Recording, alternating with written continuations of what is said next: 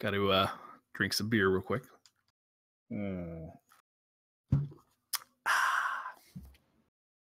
Focus. Calm your emotions. Okay. They're calm now. He opened it. Speaking of which, I forgot to put down my soundproofing. Makes the voice sexier when you soundproof the desk. I don't really want to know. It's just a fuzzy. It's a fuzzy blanket. You just throw it down. It mutes the sound. Oh, what? Yes, echo. You guys. I'm laughing at what you're saying and reading what Ray posted in the comment, and it just all coincided way too easily. Oh, shit.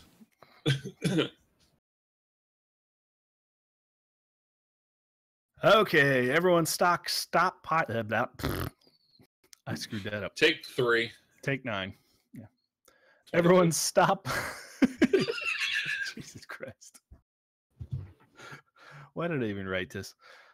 Everyone stop stockpiling your poop. It's time for XPQuest. And of course, with me is my co-host and fellow Dino Kibble enthusiast, Raetac. Greetings. And we're joined tonight by our guest host, Mackie. Good evening.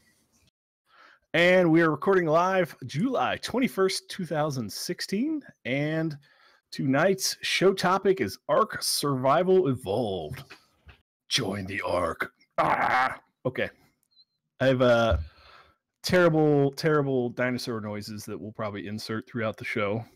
They'll be on the recorded version, not the live version. Most of them, I'm not gonna lie, are from Turok Dinosaur Hunter. Because good. That's a good game. But that only had like 2. It only really had 2 different types of dinos, though. Do you realize that? That was the failing of Turok Dinosaur Hunter. You didn't really get to hunt dinosaurs. Well, it had the raptor, and what else? There was a T-Rex fight somewhere in the middle. It was like a big boss battle. Yeah, believe me, I never got to it. But I found some cheat codes. There's hope. It's out on Steam. Okay. So tonight we're going to be talking about Ark Survival Evolved. And just a quick overview, it is an action-adventure survival video game developed by Studio Wildcard, Instinct Games, Effecto Studios, and Virtual Basement. A lot of studios involved. It is out on, I know it's out on PC. Do you guys know, is it out yet on any of the other stuff? It's on Xbox. Okay, so it's out on PC and Xbox. Yeah, I don't know if it's out for PlayStation yet or not. And then in the game, players must survive being stranded on an island filled with roaming dinosaurs, natural hazards, and potentially hostile human players. And I will underline that word right there, potentially hostile human players. Let's hit Control U. Not on our servers. Yeah, if you play on the official servers, you will come across potentially hostile human players. 99.9% of the time. Yeah. Don't watch the dinosaurs. Watch for people in loincloths running around with sticks.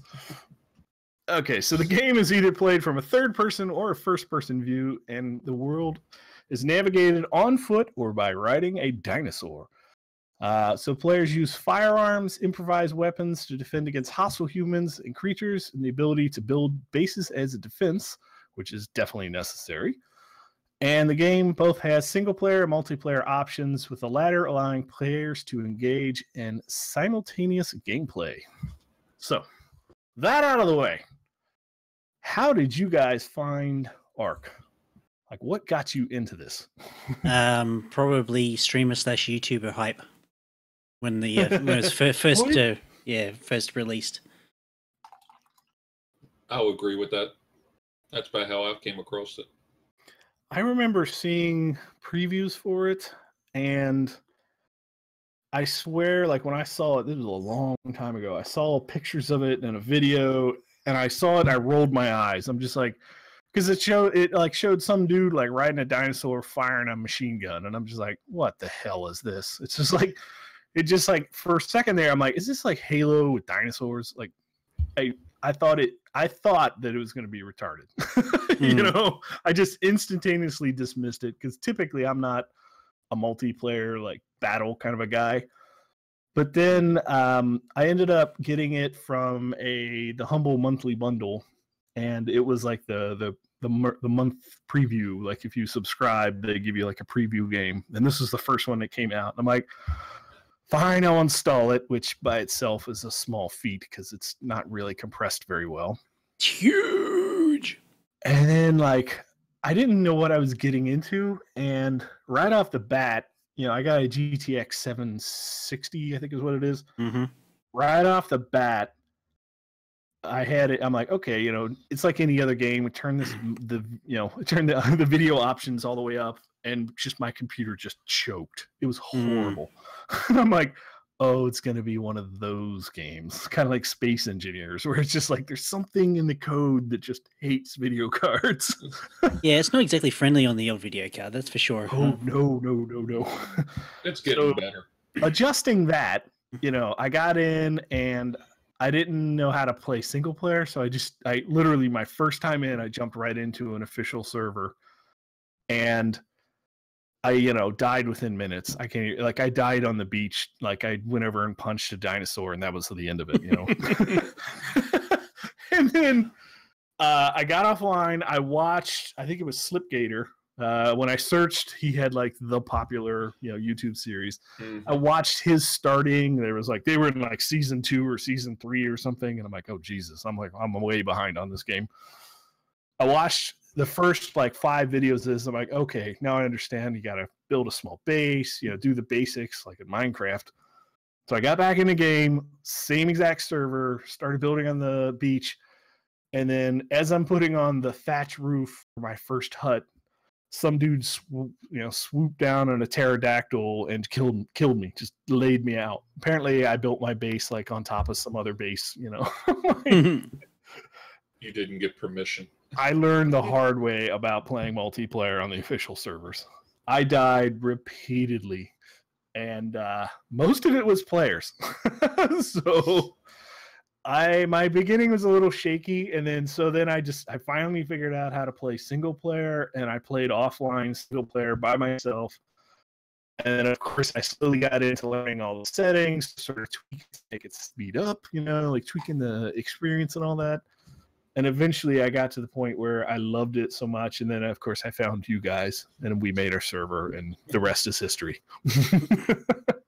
Well, I believe I started out a lot earlier than that. When the first initial hype came around, I think I picked it up for some sort of bargain price. I must have, because I don't generally tend to buy things at full price. I think it was definitely like very, very early access at the time. And I started basically single player world because I wasn't game enough to try multiplayer. Lucky. And I admittedly, I don't think I actually got that far. I don't think I even got to the point of actually building anything, because I think at that stage I was still in very much of a Minecrafter mindset, or I think it was before even Space Engineers. So even with Space Engineers, that's still got like a bit of a Minecraft mindset with blocks and stuff. Oh yeah. Only after pretty much playing through Fallout 4 and their crafting system, coming back to Ark and being dragged in by yours truly, the host of this wonderful podcast. Don't you blaspheme. Okay, you're a hideous host then. Is that better? That's so much better. Okay. Yeah. Hostility. And since I had that background like with the Fallout 4 building system, coming back to the Ark building system, it just clicked into place, and I was off and away, pretty much, trying to build on the server that DJ put together, and found that the building system is very grindy. Even after we tweak the settings, it's still grindy. It's grindy even with a modded setting on it too. True, very true. Yeah. I mean, I got into it just by watching Slip and Drax and all them from season 1, and it just looked like an interesting game. My kind of game I like. Yeah, those guys, especially some of those higher end YouTubers, they could really charismatically showcase the game without showing its faults, you know, which is there's a I love the game to death, but there's definitely a couple faults, you know, and it is early access. I keep telling myself that, but I will say it's one of the early access games that they will try and get it fixed ASAP, and it doesn't take till the next month, 2 months, 3 months before a patch comes out for it. If it's something major enough, it's usually the next day. Yeah, so I guess about that, they do patching constantly, like, and not small patches either. Yeah, huge patches. Every time I turn Steam on, Ark's queued for patching, queued for upload, you know, and it's like a gigabyte. You're like, oh my god, what? Only one? On the major ones, it's more like 5 or 6. It's like, oh my goodness, there goes about 4 to 5 hours of my download time. Exactly. Okay, mine only takes 4 or 5 minutes. Well, some of us who live in the promised land, anyway. Yeah. DJ Pigeon sends them to me. Yeah, exactly. I sent it on a dodo, didn't you? Yeah. Did you pick it up and throw it? Yeah, exactly. Yeah, throw it like some poop. Yeah, so that's a hilarious game feature that you could see why they put it into the game as a survival game, but on the flip side, you're like, wow, this is the first game I've seen where there's a button that actually forces your character to poop. Yep. And you could use that for fertilizer to grow plants, which sounds disgusting, but it's real. Mm-hmm. Or you could just poop on people all the time, which is what I've seen it mostly used for. Or if you piss off a little monkey, and he'll quite happily shove poop down your throat. After he knocks you out. So I threw in here that they listed as an action-adventure survival game. So do you guys think that's a fitting game category? I would say yes. I would say yes. Because it seems like, I don't know, game categories serve all over the place. It's pseudo, like, you know, first-person shooter-esque, but at most of the progression levels, you know, you're still at like primitive technology until you start getting into the in-game stuff where you have metal and explosives and gunpowder. So for the most part, you're running around with sticks and, you know, leather thongs and stuff. The best weapons are dinosaurs. Yes. So as far as the gameplay goes, we wrote down that you collect resources, build structures, build tools and weapons, don't get ate the F up, and of course there's PvE or PvP. So typically on the official servers, it's just the Wild West. So, you know, PvP is turned on, but even on like your server, PvP might be turned off, but the PvE, those dinosaurs, my God, you turn your back for 10 seconds and one just snatches you out of a bush. Just oh my God. We don't have any of them, do we, Ray? Don't ever go out at night. That's the answer. Don't ever go out at night. Well, don't even go out during the day. I mean, there was one instance where I was out collecting some cementing paste from some beaver dams. I went up to the beaver dam, basically harvested, turned around, and there was this whole flock of terrorbirds going up again. And there was no battle music, no nothing. I just turned around going, oh my God. You spend your time, you spend a lot of your time running away. Over your shoulder. Yeah, yeah. Could you imagine playing this game with like an Oculus Rift? How nauseating and terrifying that would be. Oh, nauseating. It would. I wouldn't say it'd be nauseating, but you'd be tired by the time you got done playing. Because you're going to spend half the time acting like you're running. So do you guys seeing how it's, it starts you off on an island with dinosaurs, but then it sort of gets you up to the point where you even have options of like rocket launchers and GPS stuff. Do you think the tech tree is adequate, or do you think it sort of lacks? Like, because from my side, the tech tree progression, like the center majority, like the stone tools sort of phase, just gets ridiculously grindy, especially if you don't tweak the settings. Well, it's either you don't tweak the settings or you don't have mods. Yeah, true. Yeah. I mean, it is, but you have to look at based. If you look at the weapon tier, you have your weapons that are designed for natural survival, but then you have your rocket launcher, machine gun, and all that, which is more designed for the PvP side of it versus the PvE. True.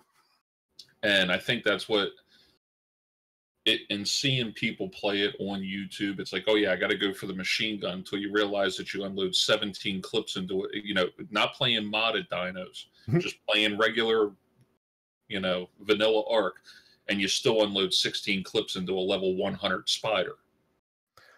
True. Yeah. Because it's not effective.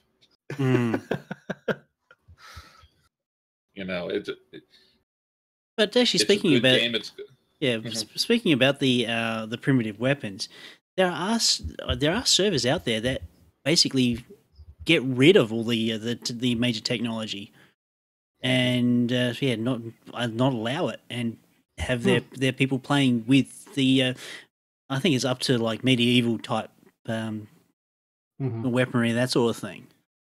So there is I suppose a social class that enjoys that sort of thing. Yeah. Well, that's one of the updates that's coming out, is that primitive, the primitive mod becoming as part of official servers. For the people that like that. That's actually one of the total conversions that's coming out with the next update. Is the primitive plus. Would that be the first total conversion that they've done? I would say, yeah, the total conversion. I mean, the other one was survival of the fittest, but that was their own. This is the first modded total conversion. I mean, other than the center map, which was a modded conversion map. But yeah, as far as the total conversion, yeah, the primitive plus will probably be the first one. Now, one thing I remember that sort of irked me right off the bat was the inventory system. It's hard on most of these games to sort of get a decent inventory system. We've almost been like beaten into our heads the whole Minecraft thing, where you just got a number of slots and you can carry infinite weight. But in this game, you can carry whatever you want, but there's definitely a top weight. And it seems like as you start progressing further and further, the stuff you're resource gathering, rocks, metal, etc., it just gets heavier and heavier and heavier. and then on top of that, you're still carrying food and water, and the interface itself is quite mind-boggling when you're first starting out too. Oh yeah, it's almost as confusing as the Space Engineers, which is just when you don't know what you're getting into and you open up the Space Engineers inventory, you're just like where do I start looking? But I will say it's gotten better now with the new additions that they've added to the inventory, where before you used to have to go and click on everything to get rid of it. Now you can search it and drop it all at one time instead of sitting there spending a half hour. Okay, that's good. That's one major update that I was very happy for. That drove me crazy in a version of Minecraft that I'm playing now, where it doesn't have inventory tweaks, and just the fact that I couldn't sort stuff in Minecraft, it just drove me crazy. I'm like, it's one of those features you never think about until it's gone. Like, what the hell? Yeah, you've been playing modded Minecraft so long that you come to expect some standards. Yeah, it's like, what are we, kids? We're playing regular Minecraft? So I know, Raetac, you typically don't play like PvP for the most part. No. Mackie, have you played there's that game mode? What's the game mode where it's like survival of the fittest or something? Yeah, it's survival of the fittest. Do you know the details about how that works, and have you played it? I've played it when like Drax and all them have their it opened their servers open to the public. Mm-hmm. I've played the first edition of it and the second edition of it, because now it's a totally separate. Before, when it came out, it was part of Ark itself. Now it's a whole separate, I guess you can per se, game itself. More download, yay. Well, it's actually a smaller download. Okay. Because you don't have to run it through, you don't have to log into Ark to run the game itself like you used to. Now it's just totally separate, and it's actually a smaller size. Huh. I mean, it's nice if you have. I know the one time I played it, the group I was with, the tribe that I was in, the 3 or 4 of us that were in there. I mean, we worked as a team. You know, you had one guy gathering, you know, looking for dinos to gather hides. You had one gathering the berries and the wood and the thatch. Mm-hmm. You know, if you work as a team, then you can go pretty far, as long as you guys don't get separated. Because then once you start going on all these tamings is when everybody else. And I mean, playing with like Drax and Slip and Z and all them and all the other people that, you know, follow their stream, the one issue I find with it, and it was something, if you've ever watched the official streams, there is a long delay between what you're seeing on the screen to how far the game's already gone. Because people were doing what was called stream sniping. They were watching a certain individual, and then they were watching where they were on the map, and then they were running over to them.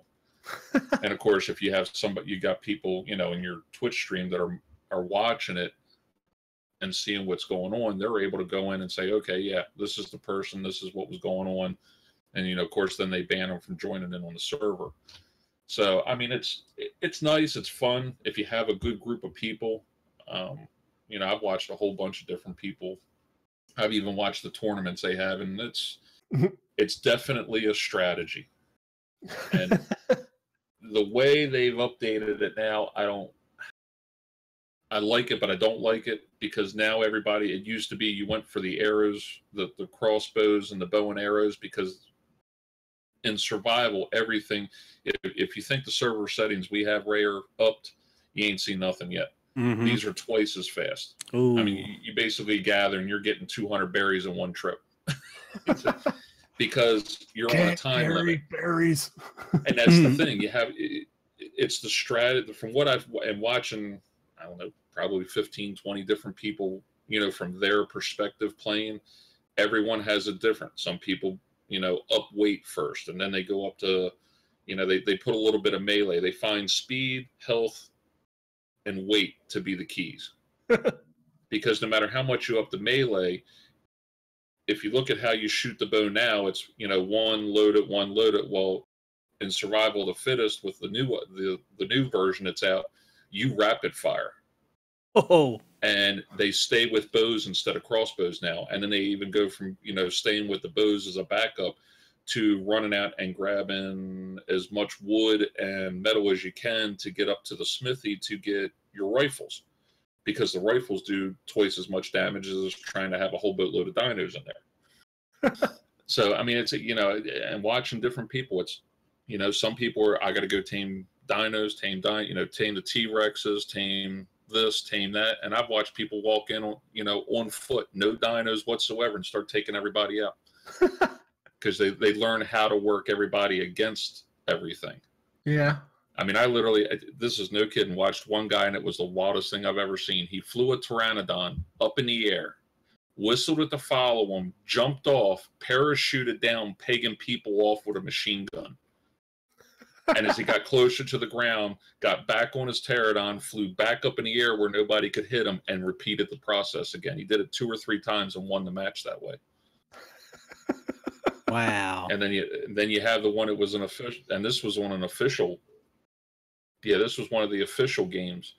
They had another official game. A guy literally leveled up, sitting up on the top platform in a stone house, and pretty much sat there. Whatever he grabbed in the beginning of the game, because when you land, you can run to the center and grab the packages, or you can, you know, split and beat feet and jump. You know, because if you jump off, there's no damage from jumping from high heights in the Survival of the Fittest, unlike normal gameplay.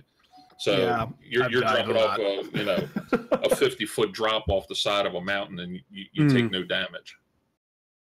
But yeah, it's It's nice. It's a strategy, is what it is. You know, it's like playing it. It's like playing it just normal. It's a strategy to how you want to set everything up.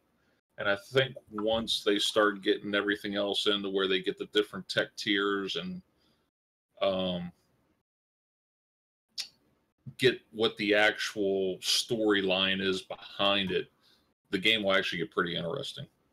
Oh yeah, I did. I thought about playing this once, and I ran it by Ray, and he's like, I'm not. I sort of put it out of mind, but man, if you want to throw down Mackie, let's do that sometime. I'd be up for that. I did play a Hunger Games-esque mod to one of the Minecraft packs, and it lasted 3.5 hours. And me and this, it was a bunch of us, the old late night steamer gang, and I'm not saying, you know, I can't remember how we picked the teams, but like it was like Sir Viper and Linux for Life, and then I got paired up with Viper's girlfriend Tana Keela. And, you know, I'm like, okay, Tana. And we went in our own little voice chat room. I'm like, okay, this is what we're going to do. We're going to run to the center of the map. We're going to build straight up. And then we're just going to make wheat and farm until they could finally knock us off the platform. It took them like 3 hours to knock us off this platform. And we had this huge field of wheat. It was hilarious. All we did, like, they're sitting here making like explosives and arrows and bows and making all this diamond armor. And we're up there just, you know, making bread. It was the best time ever. well, that's one way to do it. I can't remember We what went the all farming sim. yeah, I can't remember what the actual terminology for that actually game mode is, but I've done that once, and it was quite a fair bit of fun. Although, admittedly, when we the group that I was with, we were this is a small group of YouTubers, and we were all recording of that. We had more fun when we were dead. And basically going around to the following the other competitors around and doing post commentary, and yeah, just doing like a running commentary on it, like the people that we saw, and that was even just as more fun actually going through and actually doing the survival thing. So yeah. Do they have the shadow spectator mode in in Survival of the Fittest? Yeah, nice. I mean. I'll tell you, if you want to see interesting competition, and it's not like everybody's, you know, it's not like you, me, or Ray logging onto an official server where as soon as you log on, bump, you're going to get wiped out. There's a strategy to it, and you'd be surprised how many times you'll see, like, if they're playing, because there's different modes. I think you can play 1-on-1, 2-on-2, 3-on-3, you know, a number of people in tribes. And there's a lot of them that are doing just, you know, one person a tribe or two persons a tribe. And you'd be surprised on the official ones when they do the tournaments to how close these people come to each other and don't even realize they're that close. Really? They could be running over to tame a dino and sitting, you know, if you look at a real life perspective, 50 feet from up the hill from where they're at the bottom sits another tribe with, you know, their T-Rex and the whole nine yards sitting up there, and they don't see them, and the person down at the bottom of the hill doesn't see them at the top. But when you're looking at the spectator mode, it's like, whoa, how did they pass He's each right other? there. Yeah. I will admit, this game, the levels. Now, I've only played on the original map, and they've since released more. Is that correct? The maps that they built are static, right? You know, there's only a couple of different maps, but the maps are huge. Walking across them is death. Flying across them still takes a few minutes of flying, right? Even at a fast speed. Mm-hmm. And the vegetation in some of the parts of it are just ridiculously thick. Like the jungle foresty sections are almost impenetrable. Like you can't walk a large dinosaur through there without just wrecking all the trees, right? He ain't played the redwood forest part yet. I have not. We've got to drag you on. So inevitably, that's why when you start out in the game, it always, for new players, it dumps you on the beach, because the beach, for the most part, is a protected, you know, it's not a protected. It's almost a safe spot. Yeah, it's a safe spot. And Safer spot. No. Yeah. So Okay. unless you go to the Northwest Beach, and then you're just dead. The very first time I ever played Ark in single player, I logged in at South 1 and took literally a half a step and turned and looked at the face of a T-Rex and died. I heard boom, boom, and that was before I even know you could turn the camera shake down and all that. It was literally the whole screen started shaking, and I'm like, I literally turned the mouse and turned around, and here was the T-Rex on top of me. Well, that was a good game. And I was like, okay, well, that was a short-lived game. Let's start again. But I mean, they've redone it since then. So a lot of times, the south end of the island's the safer of the places to spawn. Yeah, the extreme northwest and the extreme northeast seem like the most, on the surface, the terrible places. Mm-hmm. There's like a mountain, and then there's an island out there that's just pure death unless you're a high level. I mean, and that's another thing. You think, okay, well, the dinosaurs can't swim that well, so you go into the water. No, that's a mistake too. There's piranha. Everywhere, piranha. You have piranhas and leeches if you're in the swamp area. Oh yes. Yeah, because there wasn't enough death. Well, not only do you have death now, you have death and disease. Because if you get the disease leech, you get a disease, and then you have to make the antidote to counteract it. Which, I mean, I like it because it adds a level of not just run around, kill dinos, try and tame them. True. And take over the map. It actually gives you a level of, okay, am I just going to blatantly run through this water and not even think about what's in it? Because they've changed, and correct me if I'm wrong, Ray, but looking even before we modded the dino levels, when we played regular vanilla, it used to be the piranhas always attacked you the minute you hit the water. Probably 2 updates ago, I noticed they changed the mechanic a little bit where you could get a little ways out before, it used to be you went off the beach, touched the water, and 18 piranhas were on you. Now you can go a little further out. In like ankle deep water. Yeah. Yeah. And they're not congregating on you because, I mean, now you got the mega piranha, you got the saber-toothed salmon, and now you have the leeches in the jungle part of it. So, sort of on this subject, how do you think this compares and contrasts to some of these other survival games? And I wrote down a bunch here, like Rust, Space Engineer, Stranded Deep, the original Turok, and maybe even some of the Minecraft variants.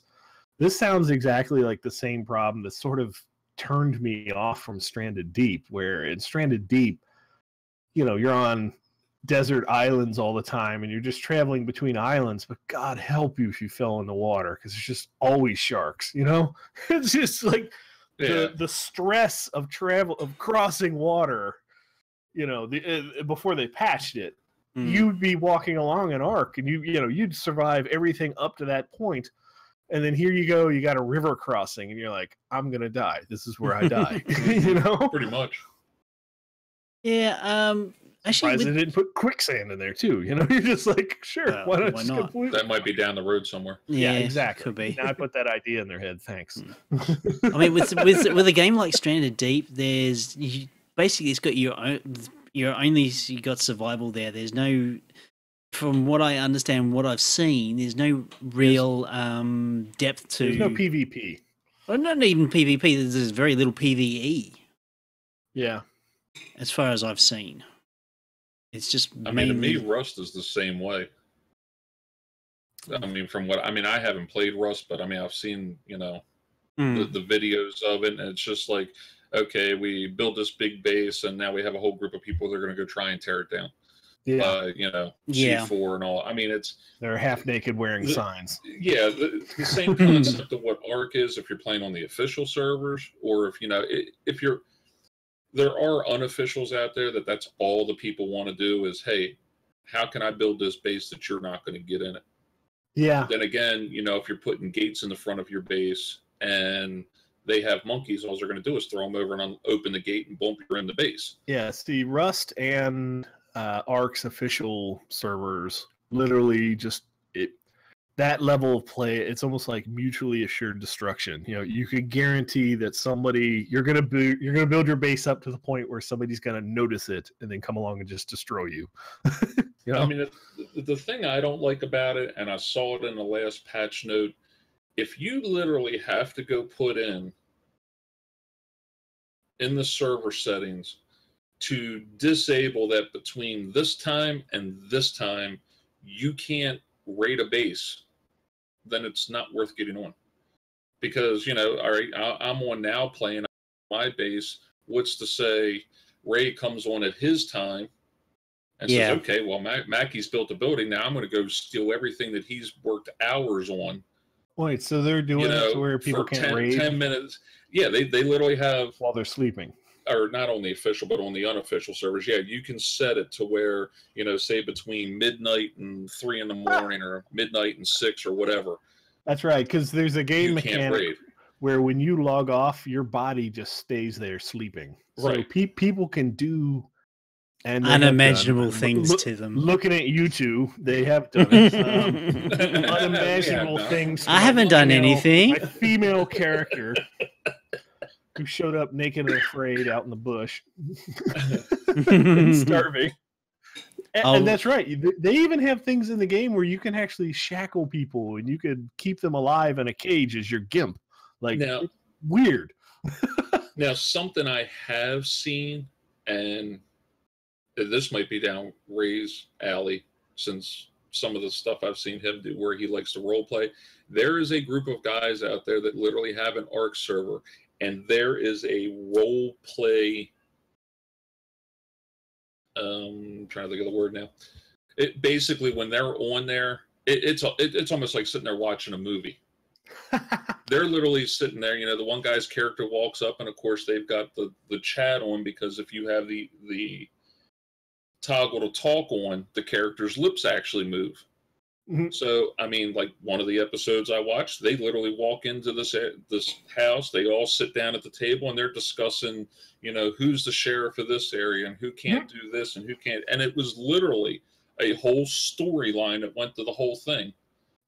Wow. And the same guy, and the same guy had 5 different role plays for ARC on 5 different servers, and it was a whole group of them. And, you know, one was, you know, it looked like the Wild West. One of them looked like, you know, it was a futuristic type setup and all. It was actually pretty wild, and it's neat to see what people can do with that mechanic. Mm-hmm. The thing I don't like is Wildcard said, okay, we're going to take the center map. The one thing I don't agree with what they did when you were talking about maps is, it's a nice map, but they left it to the mod developer to update it. So when you have, and Ray can attest to this, the spawn mechanics were so messed up on it that, what, almost 3 months we played on it? It was just, you know, you go on one spot and you'd have 600 parasaurs running around. You walk 10 feet over and there's 30 trikes running around with 2,500 snakes all over the place. It was the way they had the spawn mechanic, and everybody kept, you know, they went on and questioned Wildcard Studio about it, or Studio Wildcard about it, and they're like, that map is being maintained by the mod author. Well, that's fine if you want to put it in, but then you got to jump on and say, okay, the spawn mechanics ain't working. You need to hop in and fix this the same as we hop in and fix any client or server issues we have with the game. It's 4 months later. They're just, you know, he put a comment out, because I went and read it, and said, I want to be able to get the redwood biome in, this, you know, the caves tidied up or fixed up, along with the spawn mechanics, and I'm going to do 1 mega release on it. Well, that's fine. Now, when you do this mega release, are you going to turn around and update anything that's broke after it's released in a timely manner, or do we have to wait another 4 or 5 months? It's a nice map.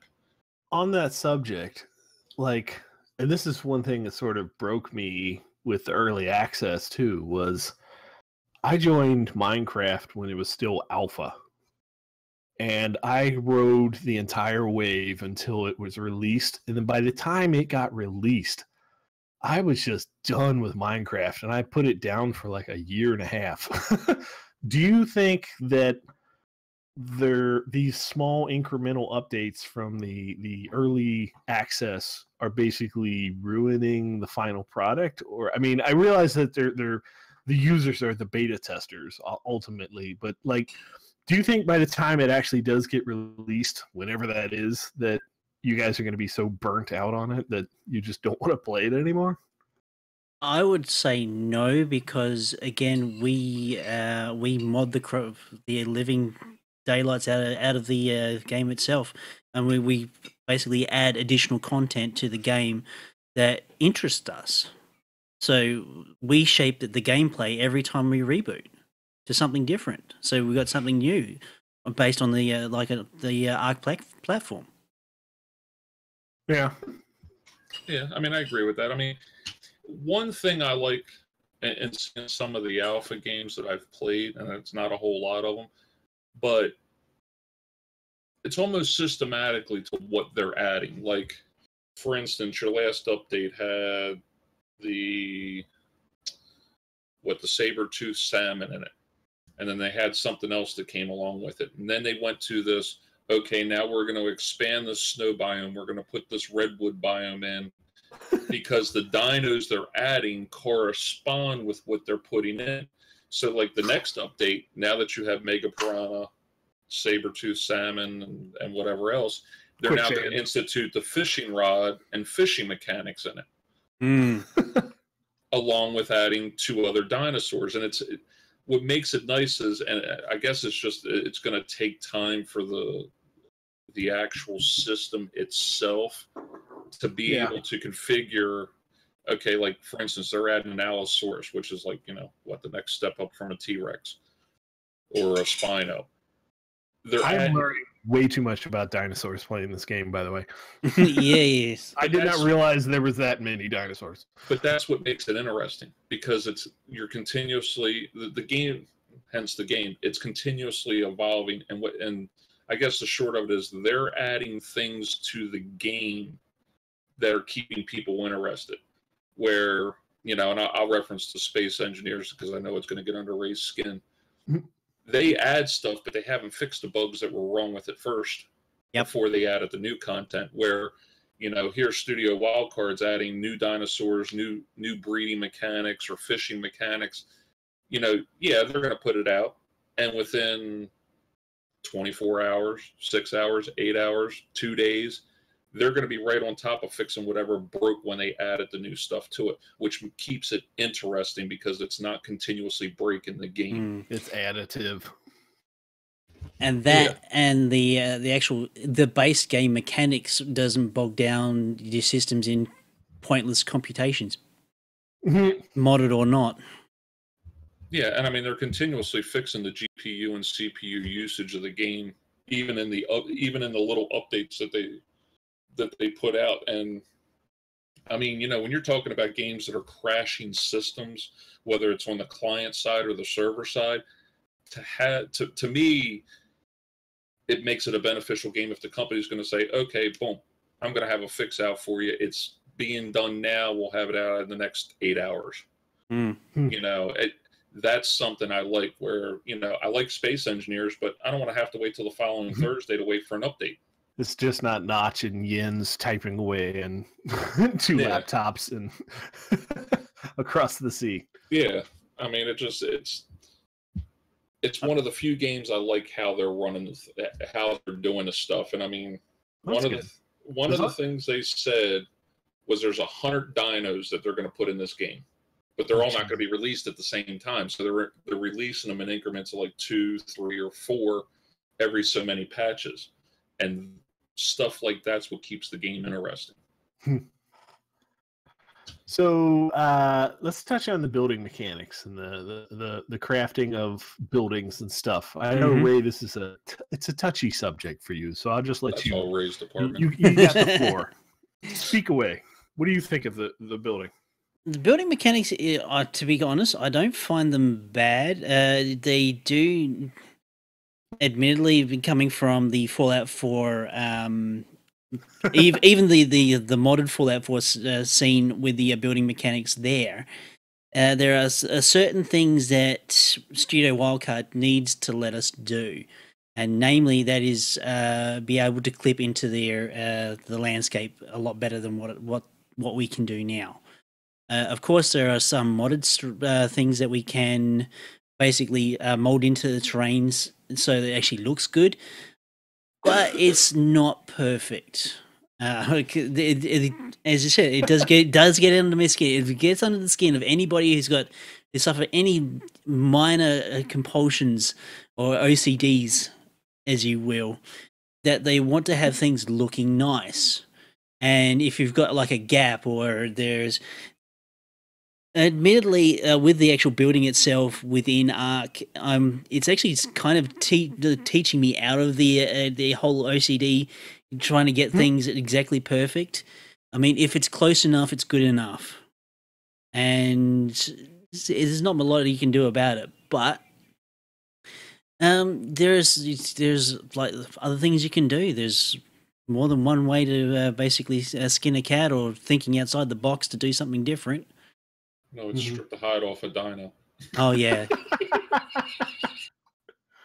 So one thing I wish that they would take from something that I actually did enjoy in Space Engineers was, in Space Engineers, you had the ability to dig the actual Earth or whatever down. You know, do you think that would be a horrible command?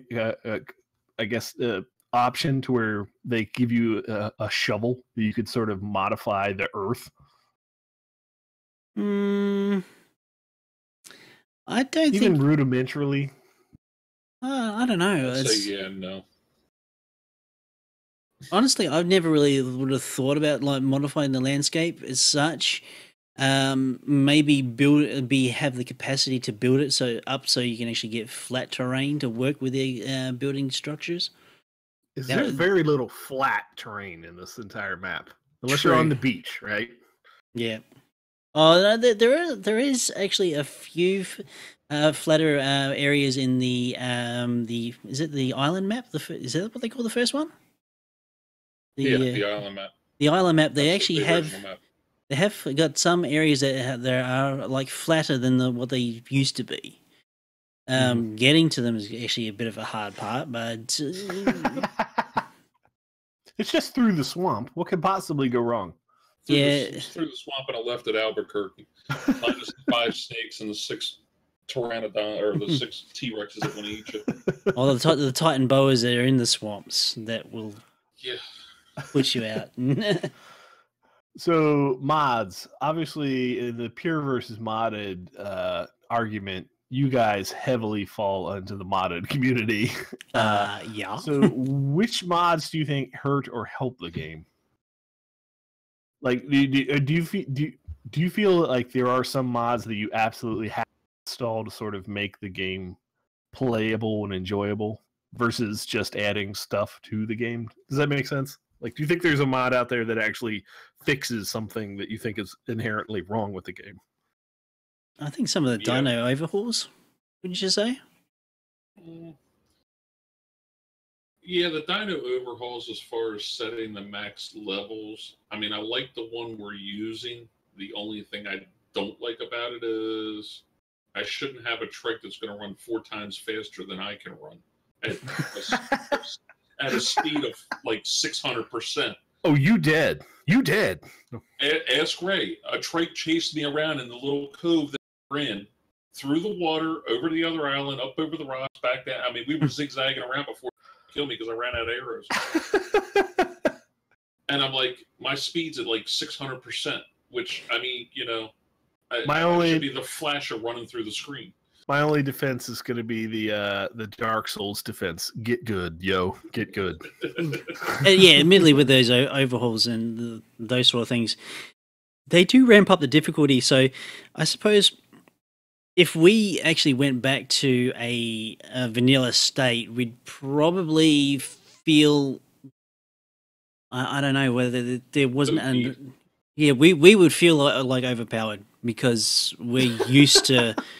things that even with our modded stats, even with our modded goods, with some of the dinosaur overhauls that we've put in, especially with the one that we've got in now on our well, I suppose it's semi-private community server that I run for myself and people on my channel, and anybody who wants to join, really. Yeah, get in there, DJ. Yeah. Plug away if you like. Yeah, if you want to get in on the server, contact the the XP podcast at what's the email address? God knows. It's XPQuest@gmail.com. Thank you. There you go. Or check out Ray's YouTube channel and leave him a comment. Yeah, that'll do it too. That's the easier way to do it, honestly. I don't read email. Yeah, I was going to say, I think you send you the email. Yeah, search for me, Raetac, on YouTube. I'm the only one that's on there, so... Click the link at the bottom of the iTunes. Yeah, that'll do it too. What was the original question? I totally forgot. Tell them about the modded. Mods versus pure versus modded. Something that I think, and I mean, you can go in and tweak the settings. I'm going to be honest. I don't mind running the server. It's a pain in the behind when you got to go in and stop the server, go in and tweak the settings for, we'll say the baby maturation, because there's no real documents out there. I mean, you can go on and search the server commands and all, but there's nothing to say, okay, changing this 1.0. Changing this figure will do this. Yeah, up it to 100 and your eggs are going to spawn 100 times faster, or drop it to negative and they're going to spawn 100 times faster. I remember tweaking that, and I'm basically, when I signed in, my guy had constant diarrhea. I was like, there's like a poop setting that we tweaked as a joke. Just everyone's running around pooping everywhere. It's like, oh, what is going on? I mean, it's nice, and there's one mechanic in it that I actually like. And it's the farming side of it. The thing I don't like is, okay, I go and I gather the thatch. I take my Fiomia, or as we call it, the poop machine, stick it by it. Now, we're talking either vanilla or mod, because even the moddeds haven't been able to tweak it to where it, well, at least the moddeds we're using. I shouldn't have to wait 2.5 hours of real lifetime, or however many cycles it is in the game, depending on which you got the settings set at, to wait for compost to put in my farming plot.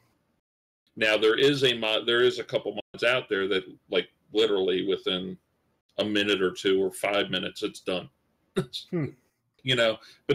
there should be some mechanics like, okay, you have berries, they're rotting away, well, throw them in with the compost bin like everybody else does in real life. It shouldn't just be thatch and poop. Throw whatever's going to spoil into it and let that make the compost. But don't make us wait, 4 in-game days or 2.5 hours of sitting at the computer waiting for compost so that we can grow narco berries or grow the crops to make the kibble to tame the dino. Yeah, that would be really hard for a single-player game, wouldn't it? It's not quite so bad on like multiplayer servers. You just put it in and you log off. Put it in and go, Yeah, I mean, that was one fault that I found in the game, especially when you're trying to make the kibble.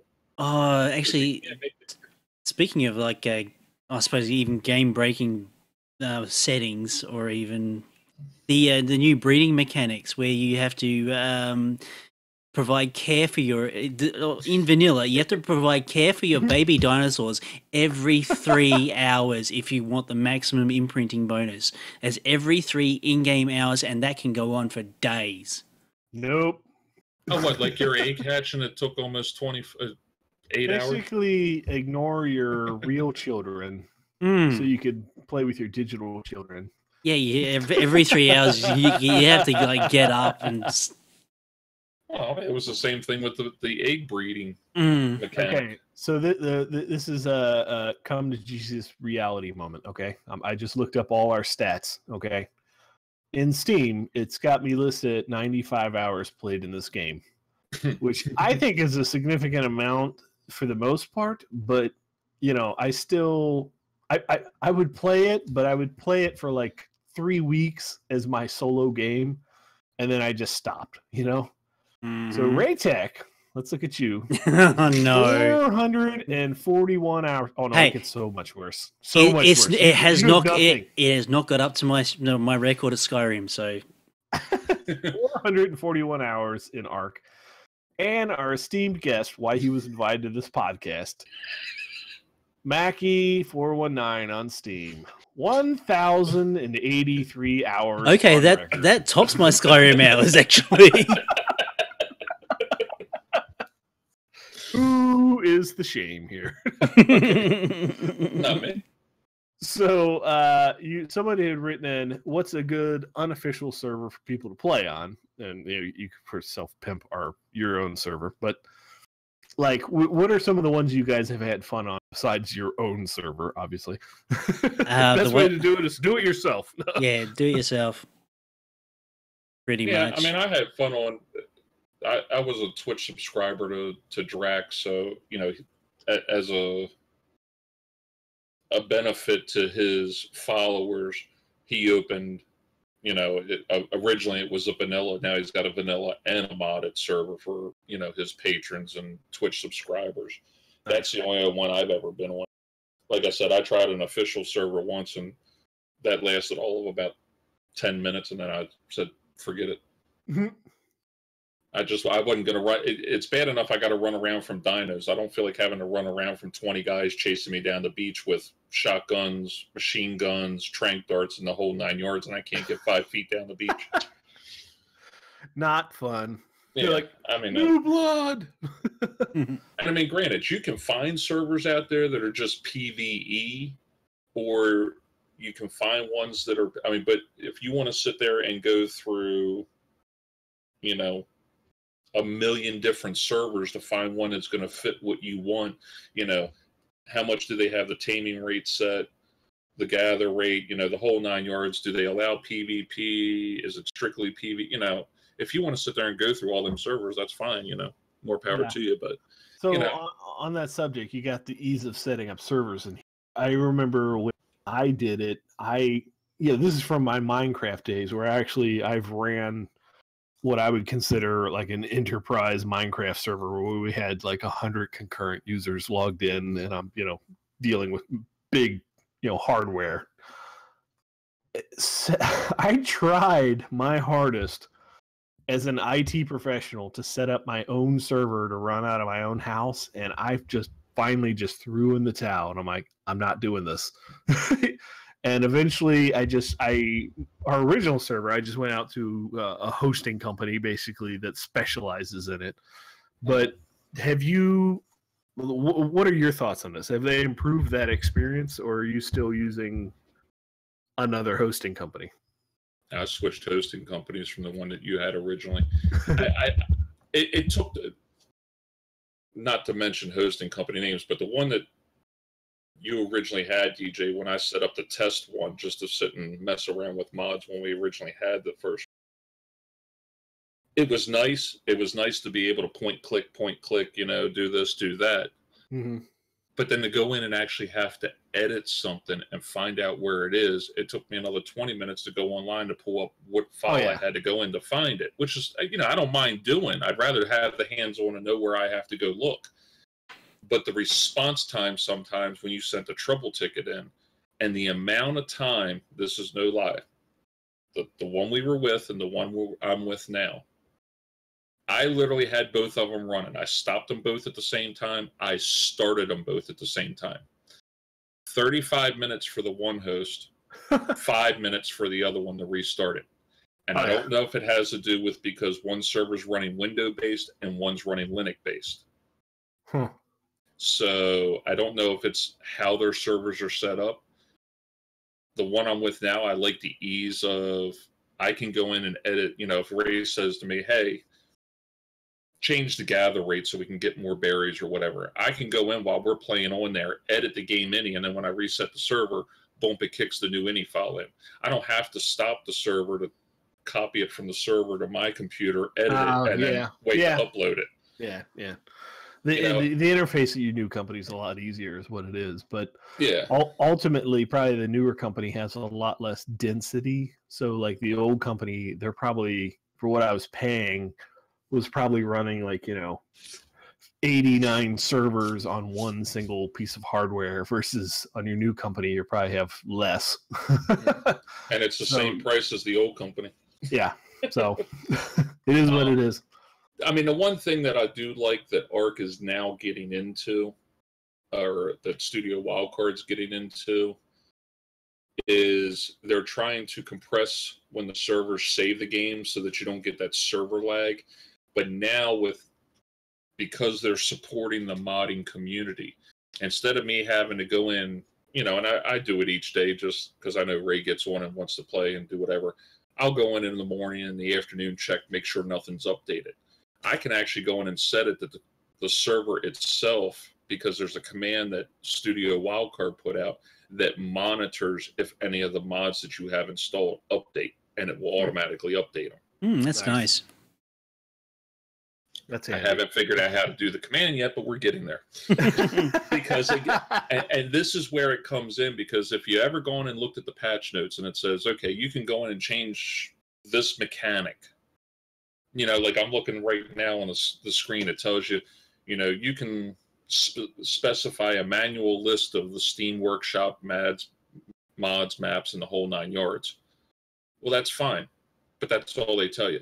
They just give you an example. It doesn't tell you where it tells you it's got to go in the game mini, but it doesn't say, okay, it's got to go here or it's got to go there. Or, when you get into the other mechanics of the game where you're trying to get into more in-depth stuff, they could have a little bit more. Trying to think of what the word is. Instruction. Use instruction. Yeah, instructions on what to do. Yeah. Other than me having to search YouTube for videos on how to do it. Lots and lots of Google searches. Yeah. Welcome to IT. That's why I got out of IT. So I think we've pretty much wrapped up Arc here. We've touched on just about everything I think we could possibly talk about, except for dinosaur sex and breeding. But we'll cover that on a different show. Just don't look. Don't look. Don't look. That's the After Hours episode. If, God forbid you do make eye contact with that T-Rex. Don't break eye contact. It's a sign of dominance. So, in XPQuest news, we don't have any, really, other than we're still chugging along. It seems like Ray and I are we're aiming now for maybe an every week kind of a show instead of every other week. So we're gonna shock every people. now and then. Every now and then ish. I always add the word ish, that's my legal disclaimer. If you have anything you'd like to talk to us about, you can send us an email at contact@xpquest.com. And in our Finding Time to Grind, what's everybody playing this week? What do you got down, Mackie? Feed the Beast, Infinity Evolved, Arc, and some SimCity here and there. But you can tell Arc's more involved because of the number of hours played. But then again, Feed the Beast, I guarantee, is right up there with it. Yeah, Feed the Beast, Infinity Evolved. You notice that I don't have that written on my. We'll talk about that. Okay. So, Mackie, what's your current status on the evolved map or mod things? Where are you up playing there? Skyblock? Started a new map. No, I'm not playing Skyblock. He's not suicidal. Actually, I played Feed the Beast Infinity on the hard mode or the extreme hard, whatever it was. And it's the same as playing. Well, it's the same as playing Skyblock. The recipes are pretty much the same. But you have Earth, and you don't fall to your death. Well, you do if a creeper blows you up and you fall down, or the skeleton 16 million times. True. Or you're Ray trying to climb cables and miss the one cable and fall. I mean, it's. I'll be honest. I've actually gone back to playing the regular Evolved. What I'm trying to do this go around is actually pick a mod. Say, I'm just going to throw it at an instance, like say Thongcraft, and actually work all the way through the progression of it. That's where I died. And then I'm out. Pick another one, and and actually try not to go from the first minute you start to the end stage of the game where you have the Ender Quarry. Have to walk outside the front door. Yeah. We still got everybody? Yeah, there was a little blip. We're Oh, good. okay. Blips are okay. Okay. I mean, I'll be honest. The flux capacitor is fluxing. That's all that matters. I mean, I'd actually like what I might try and do is actually follow Ray's Skyblock in a regular Infinity Involved in the same progression that he took, and I might do that on the next map, because it's not, you know, it's funny, you laugh at that, but you think it's easier because you're actually standing on the ground. Well, yeah, it's not exactly easy to find a desert when you spawn in the middle of 14 different biomes. Oh yeah. And you got to go search for sand because you need to get, 600 pieces of glass, and your little beach one there only has 50 pieces. Ooh. So here's the thing I love about watching Raetac play, right? Be it Space Engineers or Infinity Evolved Skyblock. He builds his tech to the point where it just almost destroys his game with frame rate. It was much worse than Space Engineers. Like you would just turn around and look, and you could see your game just go. It's like turn around and look at the processing plant. So many windmills. What was Space Engineers was, my God, it's spinning around. My game has stopped. I've dug a 1,400 foot wide hole with my auger, and now it won't move. It was the centrifuges. That's what destroyed Space Engineers. He added a mod to add centrifuges. And trying to process now you know not to do that. Don't try and process 100,000 tons of ore and stone at the same time. It just doesn't work, even though you should be able to do it.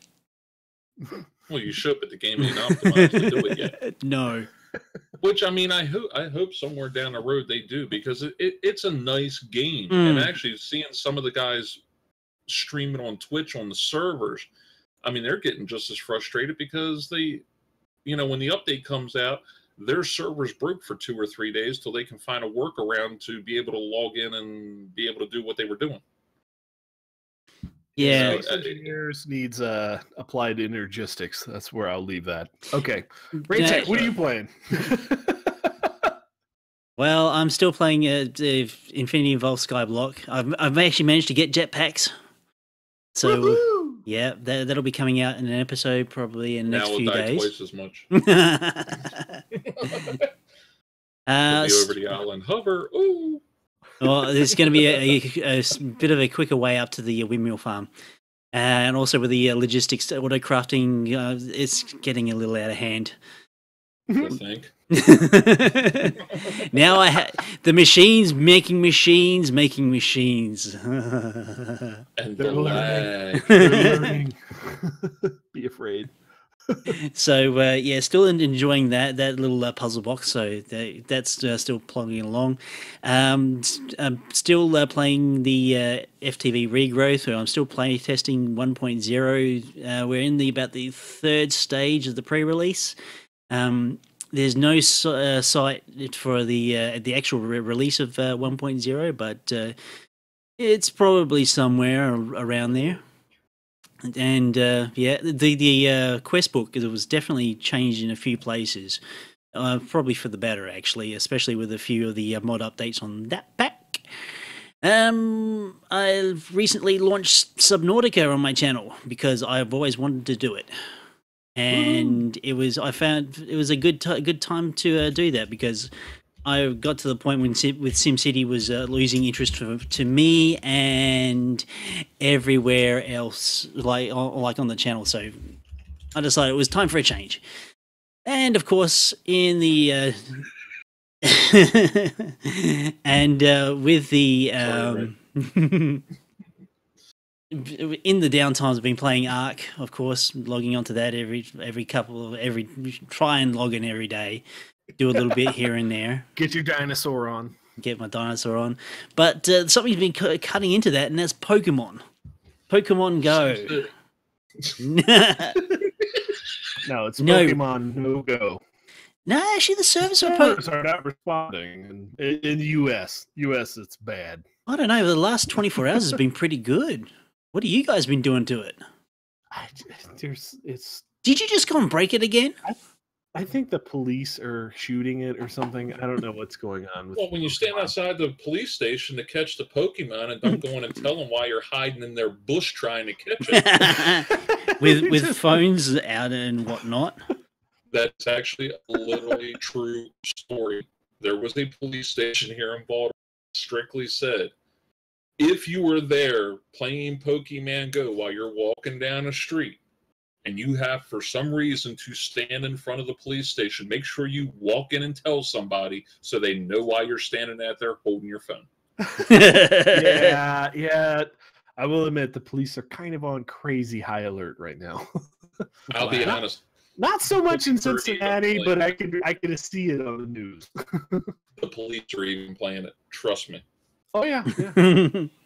I don't doubt that. Well, according to my service status checker, all the servers are online. So, oh, hang on, no, they're not.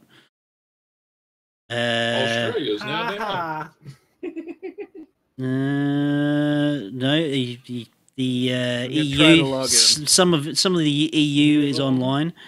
Holy crap! It actually worked. It actually logged in. This is the first time in a day I've gotten in. Well, I've got about another kilometer to go on my 10-kilometer egg, and I can't wait. Oh, look, a Pidgey. Yeah, I'm closing the app. Sitting out your front window? Oh, yeah, it's in my driveway. So I've been playing Pokemon No, as I call it. There has been 2 events that we tried to actually attend here in Cincinnati. One of them was at that Jungle Gyms that I talked to you about, where everyone's just hyping, like, oh my god, this is going to be awesome. We're going to show up. It's going to be a big nerd fest. We're going to be fighting Pokemon. Great. And they patched the game. Yeah, and the servers were completely unavailable during that time. They actually had that here in Ellicott City, the historical Ellicott City. They literally had a Sunday where they invited everybody to come out because 2-3 weeks ago, they said they had more people walking. And the town's not that big. You can literally walk from one end of Ellicott City to the other, downtown. And they've got umpteen Pokestops, umpteen gyms up and down the road. But they had, when it first came out, they had more people in that little town than they had on Black Friday for Christmas. Nice. Yeah, and so that's that we did in our Pokemon show. Was that episode 8 or 7? I can't even remember. Yeah, that would have been 8. Last one. Yeah, that was 8. We talked about that phenomenon where it's just like it's exploding for like local businesses. So I have been playing a modded Minecraft still for where I'm beta testing these guys they call it the real life RP roleplay or something. It is weird because I'm digging this huge cavern and I just made what I called the smeltery of the gods. It's a Tinker's Construct 7x7x7 smeltery. And it's completely filled up with copper. I have too much. I have way too much copper. I'm gonna pave the streets in copper. But some of the people on the channel are actually getting to the point where they're building like nuclear bombs and planes and helicopters and tanks. And here I am just like paving, my base in copper. So I think I'm a little bit behind on the tech curve. I would say so. If you're just like smelting copper and everybody else is building... No. We're using Flan's mod pack. Oh yeah. I'm not sure if you're Yeah, I'm familiar with that. One of the guys on the server was synthesizing biochemical weapons, and something went wrong, and it got loose in his base, and it destroyed his entire base. It's unlivable now. Like, he died. He was begging the server admins to revert the server. It basically he Resident Evil'd his own base. It was hilarious. I haven't laughed that hard in a long time watching, a Minecraft chat screen. He's like, please fix it. It's just like, it's unlivable. Awesome. That's what you get for playing with death. So after the Fallout show, like I guaranteed, I started replaying Fallout 4 in survival mode. Oh, which is you sucker for punishment. oh my god, it is pain. It is the path of bad choices. The fact that you can't fast travel and you can't save, just oh my god. At least they did give you a patch where you could save on basically closing the game. You can save on exit. Yeah. Yeah, if you just close the game, it ought to pick it right back up. So basically, I've only progressed to where I'm in the first town, Sanctuary, and I'm walking into to meet what's his name that I hate, Codsworth. Preston's. Oh, Preston, yeah. Yeah, I got Codsworth. I got a base. I got got my bed. I got me some stuff up. But I cannot get past that first battle with the Deathclaw, in the armor. I've died 6 times, and I'm like, oh, you're talking about rage quitting. There is a cheat you can do with that, Just not go in. No, you get your power armor, jump down, go into a building. Buildings are not destructible. Deathclaws can't get indoors. That is true. Okay, maybe I'll try that. Just to get just to get the plot going here, because you can't do anything in the entire game until you get past that fight. But with no fast travel and no saves and no quick saves, you're pretty much stuck. Like when I load the game, it's like a 20-minute walk just to get to that point in the game. So. I was drunk one night and reloaded BioShock. Still as good as I thought it was. That game is still in my top 5 games I love. So I've actually yet to play the BioShocks. Again, it's one of the many trilogies that I have on my Steam list that I have to play one of these decades. I'll tell you, play 1 and 3. 2 is kind of So, I did that for the Xbox. And Lord of the Rings Online, I play it every now and then, but I saw from our sister podcast, LotroPlayers.com, they released a patch that was destructive. Like it was like the Pokemon Go kind of destructive. It was like a multiple gigabyte download patch. No, that's a regular ARC update. Yeah, it's a regular ARC update, but people at Lotro were like, they didn't know how to handle it. So, and their servers don't run that fast for patching. So if you look at what I played this week, it says I played 3 hours of Lotro, but I didn't play a second of Lotro. It just, the thing was patching itself. So so you were having a raid download. Mm-hmm. Exactly. That's onto the donations. I put that we have currently 1 million supporters on Patreon.